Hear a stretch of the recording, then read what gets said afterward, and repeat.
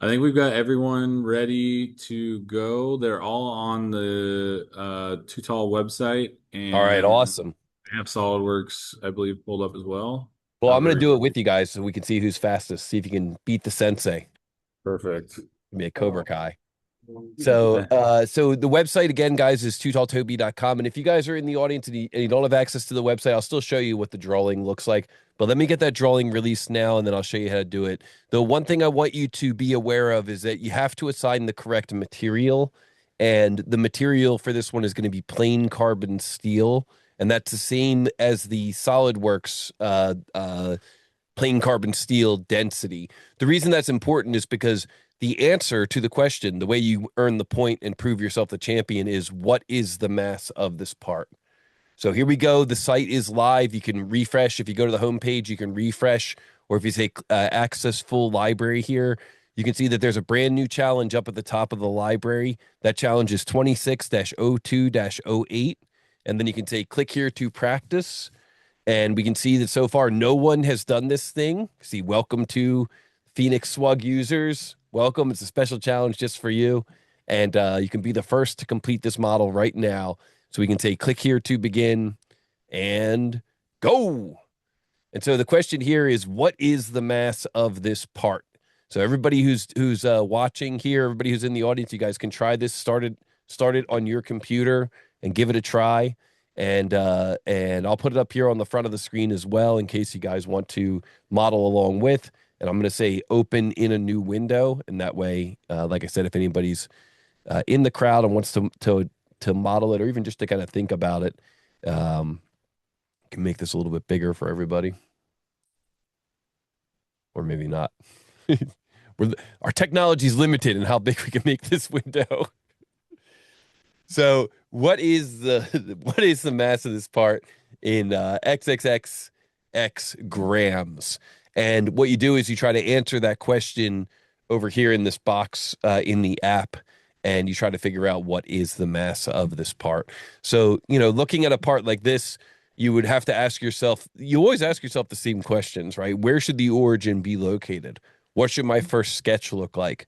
And then you kind of discretize the model into different features in order to kind of come up with a game plan. You kind of figure out like, what's my first feature? What's my next feature? What's my next feature? And you try to figure out if there's any places where you're going to hit some kind of like a stumbling block, if there's going to be anything tricky. And you try to figure out if there's going to be any places where you can maybe save some time. Um, a model like this is what we call a tier 4 model.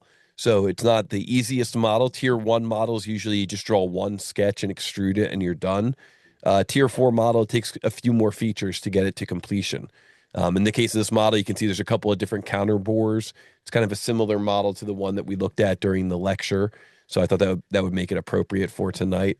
And then you can see that there's some features in here. Sometimes the customer names a feature a certain way, and you might or might not use that same feature in SolidWorks. Like the customer called this thing a rib. It says there's a 5 millimeter rib running in the one direction, a 5 millimeter rib running in the other direction. But you might not use the rib command for that. You might just use a different command. You might use, like a boss extrude or um, a thin feature extrude or something like you don't have to use the feature just because they happen to call it a certain thing. It's up to you as the SolidWorks designer to decide how you're going to get this thing from start to finish, get it across the finish line.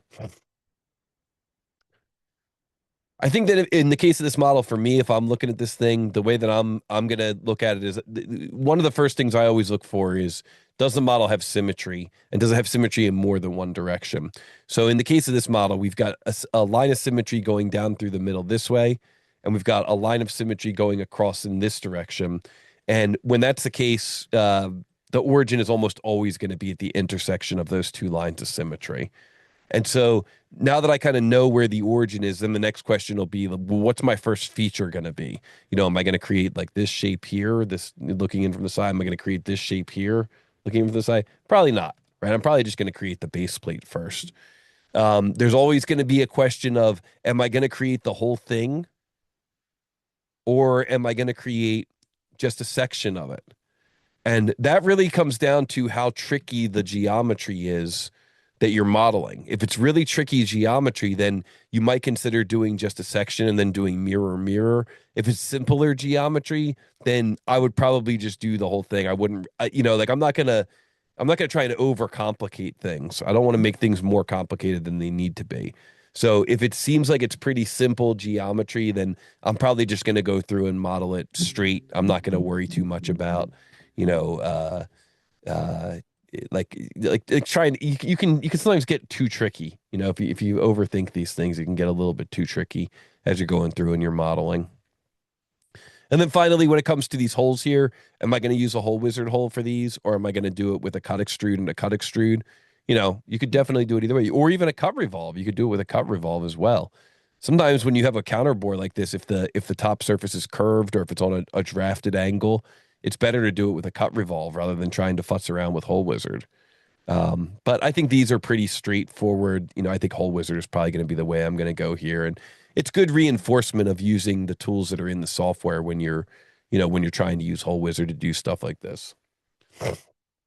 So good luck to everybody. I hope that you have had enough time to look at this thing and had enough time to start modeling through it. I'm going to try to model it right now on screen with everybody, and we'll see how we get through it. So I'm just going to move this over to my second screen. You've got this open in a new window, which is nice when you've got a second monitor. You can work through these challenges.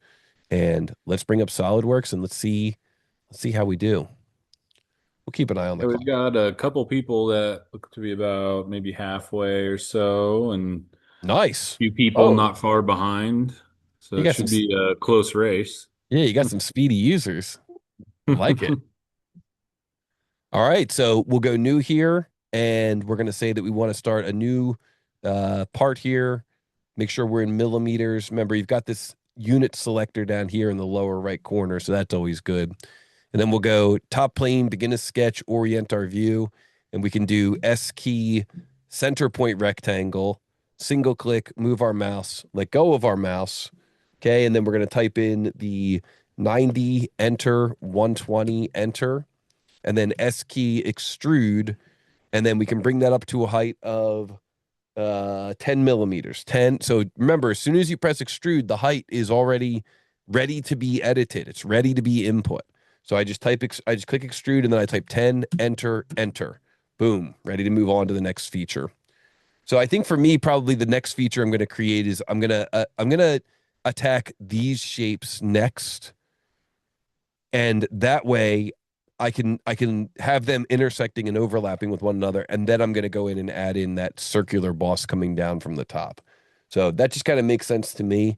I'm going to go front plane, begin a sketch, orient my view, S key. I mean, really, I'm going to be using kind of this geometry here as a reference anyway. So I could just take that line there and convert it, and then I could do S key line and create a line that comes up here like so. Create a line that comes up at an angle, come right over to the origin, directly above the origin, and then I can bring a line straight down here like so, and I can hit escape and make that line for construction. Now I can window that line and just mirror that geometry across. Now the thing is, I want to be careful about not mirroring this extra line that I created originally. So maybe I'll do it with a window instead of a crossing. This is where it's good to know the difference between a crossing where you go from the right to the left and a window where you go from the left to the right. So I could do a window there. And then one of the shortcuts that I use a lot in SolidWorks is this menu bar that shows up here. This is called the context menu. It shows up automatically when you select certain things. Well, this can be customized. So I right click on this menu and I say customize. And then I go in here to sketch and I add the mirror command to that menu. Because what that does is it sets me up where if I select a group of solid entities and a single construction line, I can just mirror right from that menu. See how handy that is? Window that, mirror. Boom. It's like it's meant to be there, but for some reason it's not. So what you do is you select things, right mouse button, customize, and then you can add that in there, and that's a huge time saver. It's just like a very natural workflow. Okay, control one to get back to normal there, and then we'll make this guy here from the this is the one going along the longer side, so this one is 15. It's kind of the tricky thing about this model is realizing that those dimensions are different from the longer side and the shorter side. Okay. And now S key extrude, 5, enter, move my mouse, right mouse button, mid plane, right mouse button, RMB, LMB, RMB. And now right plane, begin a sketch. And for this one, probably for this one, I'm going to just have to kind of manually sketch it, which is fine. Just start this point here as opposed to converting like we did before. Okay. Create a line that comes up here like so, directly above the origin, come straight down here, make that for construction, window that geometry, mirror it, S key. This one here on the shorter side goes up a little bit higher, goes up to 20. This goes to 45. These two are collinear. And add that extra line across the bottom. All right. And then S key extrude, 5, enter, right mouse button, mid plane, right mouse button. Boom. Now here, this face, begin a sketch, S key circle, single click the origin, move my mouse, let go of my mouse, 40, enter, S key extrude, double click, right click, and that's your extrude up to surface. So that's where that workflow is so huge. Here, I'm going to do Control Z, get back into that sketch. I mean, look at all the time we were able to save just getting through that feature. It's so cool, right? It's the kind of stuff you do all the time, cut extrudes, boss extrudes that are circular. So pick a face, begin a sketch, S key, circle, single click, move your mouse, 40, enter, S key, extrude, double click, right click, done. Very little mouse travel, all kind of built into the software. It's not like anything, fancy customized that I did or anything. Here for this one, we'll pick this face and we'll go to Hole Wizard. And then what I do with Hole Wizard is over here, you pick your counter bore, and then you come down here and you just say, show custom sizing. So counter bore metric and then show custom sizing. And the reason that's beneficial is because you can use the tab key on your keyboard. So I could type in the first value here from the drawing, 18, tab, then the next value from the drawing, 27, tab, and then the final value from the drawing, 10, enter, and then I can go here to positions, and now all I have to do is just drop in that point there, and there's your counter bore. So that show custom sizing is really helpful when you are doing a lot of counter bore stuff. It allows you to just real quickly navigate through those menus just using tab. And then finally, when it comes to fillet, there's all kinds of cool shortcuts with the fillet command. First of all, S key fillet. And when we go to the fillet command here, we're going to say this is going to be a radius of 20. So as soon as I S key fillet, the editable field is the radius. So like I'm ready as soon as I get in there. S key fillet 20, enter. And then what you do is you single click on an edge of the model and you look for this menu that shows up here. And what this menu does is it highlights in magenta whatever will be selected. And usually the first one is the 4 corners. So in a scenario like this where I have to add these 4 corners, the workflow is going to be S key, fillet, 20, enter, pick one edge, move my mouse up and to the right, pick one edge, move my mouse up and to the right, left click, right click. And that's it. That gets me all 4 corners there. And then for this final one, we see there's a hint here. It says hint, the counter bores are concentric to the fillets. Okay, and so that's, I don't know if that's really good design practice. Honestly, I probably would be more comfortable just dimensioning these things in here. Whatever. I mean, we could do it either way. So if we pick on this face here, I'll just do it. I'm going to do it the way that I would be comfortable, but you can make them concentric to save some time. So I'm going to go Hole Wizard, and then I'm going to go over here to the counter bore tool, and we're going to type in the values for that counter bore. So the show custom sizing, this is 10, tab, 15, tab, 5, tab, and then I'm going to go to positions here, and then I'm going to get normal to S key, corner rectangle, going to drop in a corner rectangle like so, and then I'm going to drop in a center line because I don't want to end up with that extra center point. This is kind of like knowledge of how the Hole Wizard tool works. And then I'll just add in my dimensions there. I probably should have just auto-dimensioned that when I dropped in that rectangle. So that's 50 by 80. And then I can just drop in points here at these 4 corners of that rectangle. When you're in Hole Wizard, the only thing that matters is points, sketched points. So the fact that these lines are solid does not matter at all. The only thing that matters is sketched points. So then I hit the green check mark there. And now we look at the part. Again, as always, it's really important to rename your features. So this would be like main plate. This would be uh, rib one, rib two, circ boss. That's already renamed. And then this would be corner fillets. And then I also like to just change the color of my parts just to match the customer color. So material, let's assign the material here, plain carbon steel. And then for the appearance, a lot of times I go in here and use like a plastic high gloss and just make it, like I said, kind of try to make it match the customer color. Customers always like it when you match their colors.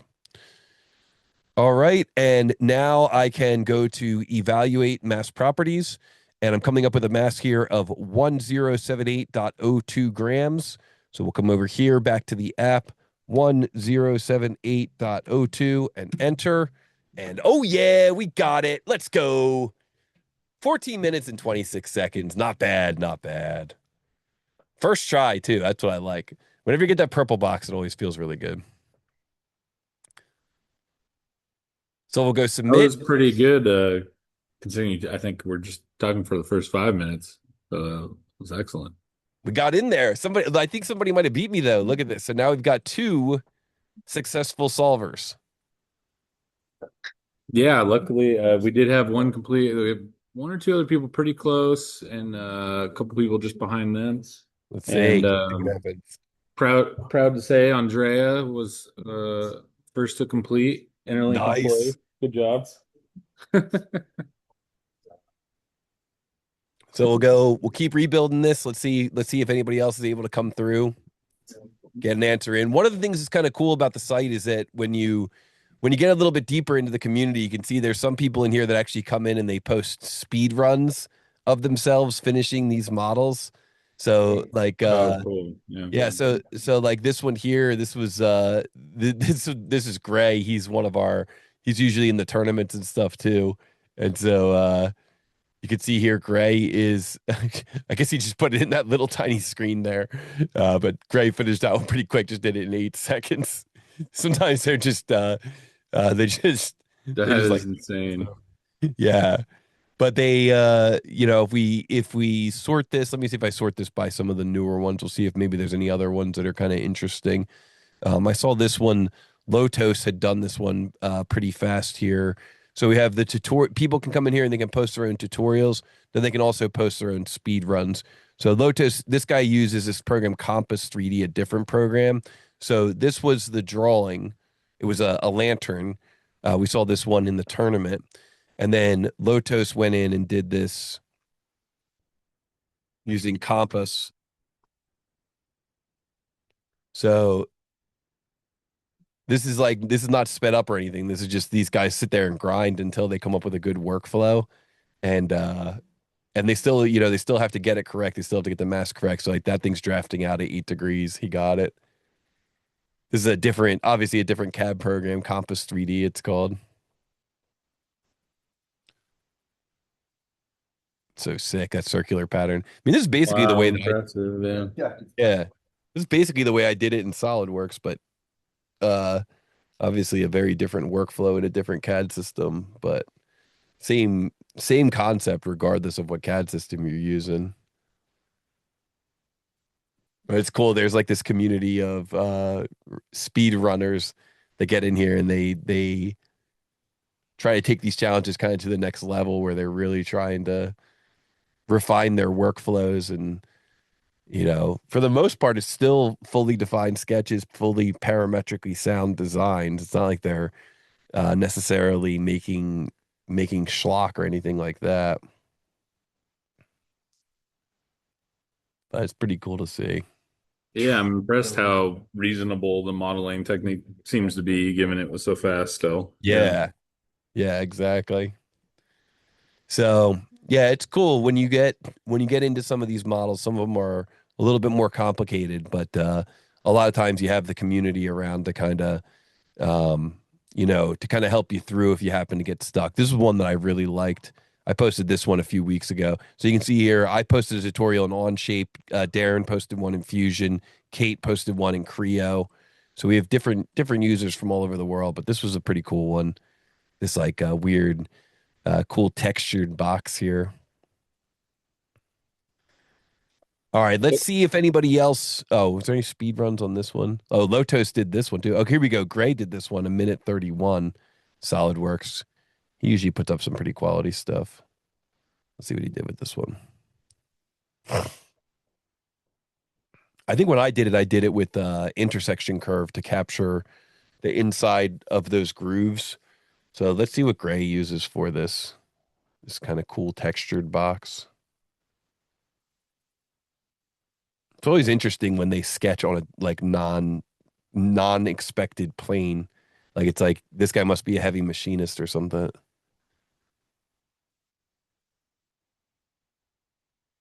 Yeah, look, he used intersection curve too. And then what probably thin feature cut extrude here. Oh, not how you remembered. You got to remember to get the intersection curve in both directions first, or else you're not going to have the face integrity after you cut the first direction. Oh, he did it as a sweep. Wow. I haven't seen this one before, obviously.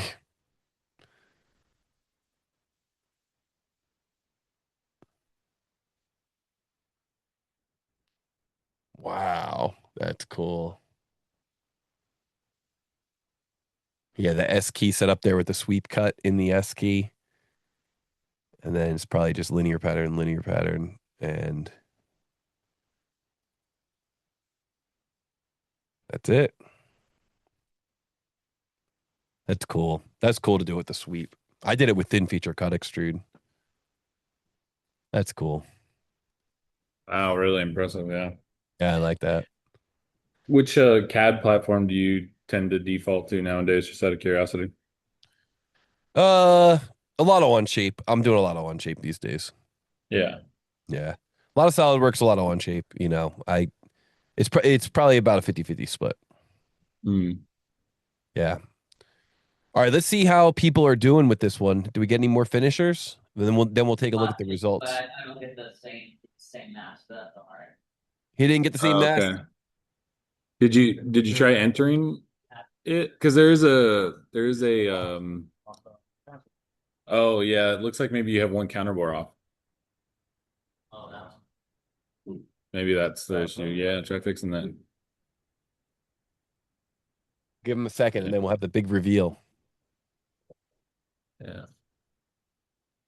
No, every a few more people really close. You're Okay, let basically them there. let them finish it out. Yeah.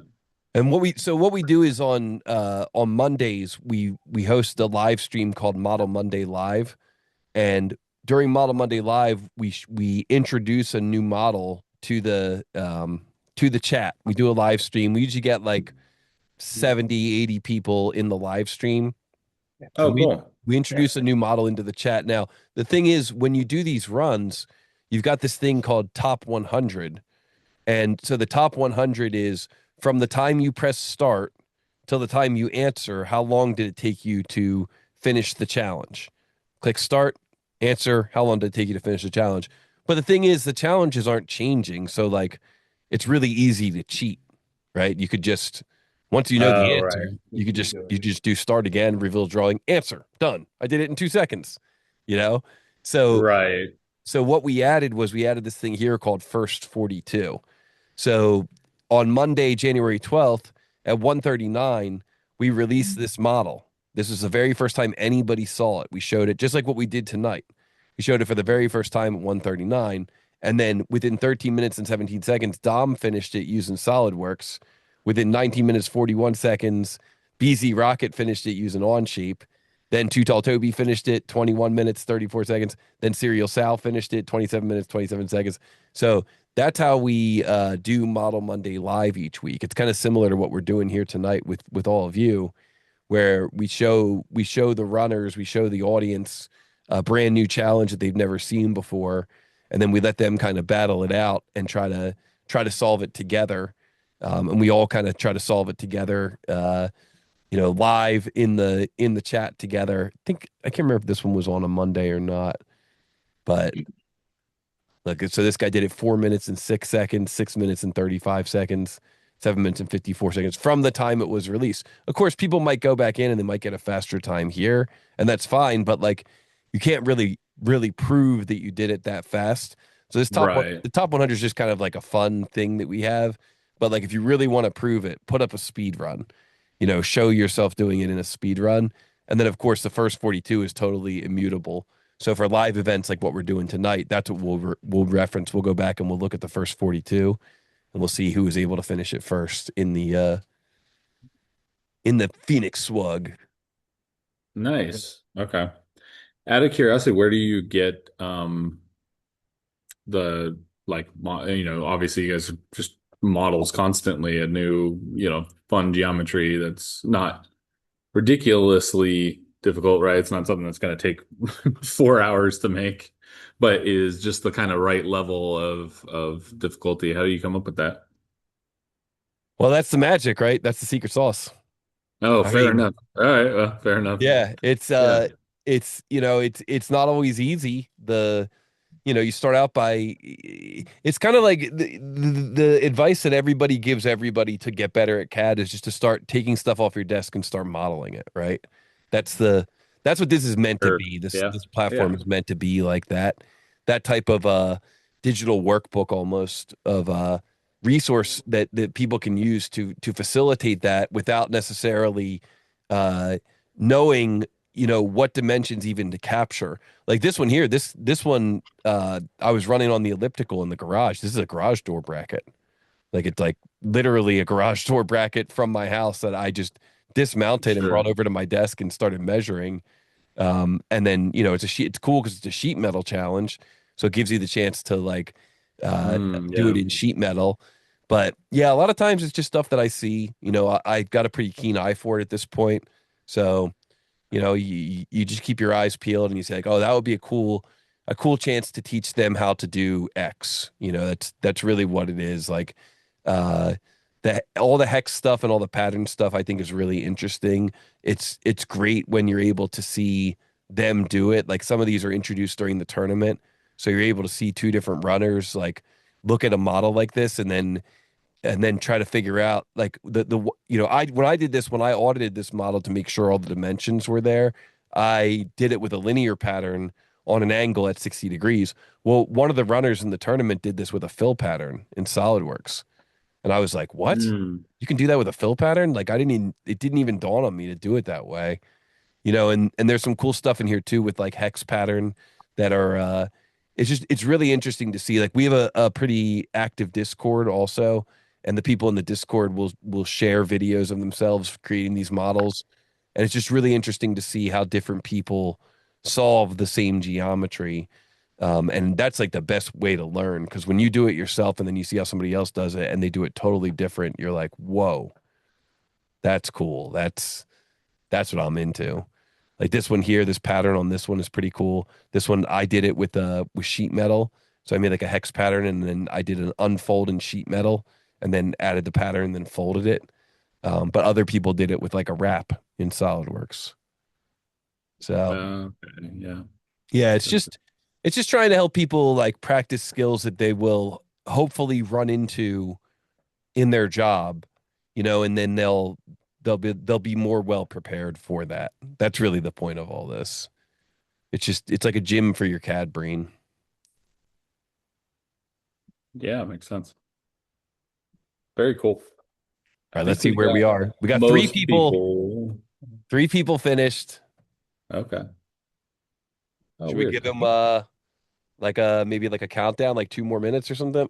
I think that's fair. I think the other people are pretty close. I think they're trying to figure out what feature isn't quite lining up. Okay, yeah, that's always fun too. Like that's like in the tournament you're allowed to answer wrong one time. So when the runners answer wrong, it's always really interesting to see them go through and try to figure out what they did wrong. One of our guys always says that he will cross off dimensions. That's his strategy. So he just kind of like Oh, sure, yeah. one at a Gotcha. time goes through, crosses off dimensions, and tries to get through. I think at this point, all the people are basically done. Are basically done. Okay, good. Yeah. Guys, don't So, forget we do have a lot of training classes, including a CSWP prep class. So totaltoby.com/training. If you like my style of teaching and you want to get your certified SolidWorks professional, this is a great way to sign up and get through it. It's a fantastic class. And then as you've seen here tonight, totaltoby.com, you can sign up for the website if you like it. If you want to get some more practice in, you can upgrade and unlock the entire library. And let's take a look here. Let's have the big reveal. Let's see. Looks like we've had a total of 3 successful solvers. And here we go. The first 42 reveals that Drea Gamez, 17, 12 minutes and 20. Wow, that is fast. My goodness. 12 minutes and 28 seconds from the time the drawing was released. Came up with the correct answer. That's Andrea? yeah, Andrea, yep. Congratulations, Andrea. You are number 1 on the first 42 chart. That is completely immutable. Which one is he? It'll never be Which one is he? never be changed. That's Andrea, yeah. And then we also got Boogie in here. Congratulations to Boogie as well. Very nice. Yeah, good job, everyone. Very nice. And now everyone knows the best place to go practice and learn and get better for the next time. And I'm sure you'll have some new people on your Monday streams as well. Oh, that'd be awesome. Check that out. Yeah, we live stream at 1 p.m. East Coast on Mondays. 1 p.m. East Coast. Okay, We gotcha. got a lot of good activity in there, a lot of good questions, good people just chatting it up, and all different CAD systems as well. Nice. Well, thank you, Dylan, so much for hosting me, letting me be the guest here tonight. Yeah, thank you very much. Thank you for your time. Thank you for, like I said, a lot of great tips. I'm excited to implement some of those. Like I said, I'm sure everyone else is as well. And we learned a lot. Thanks so much again for your time.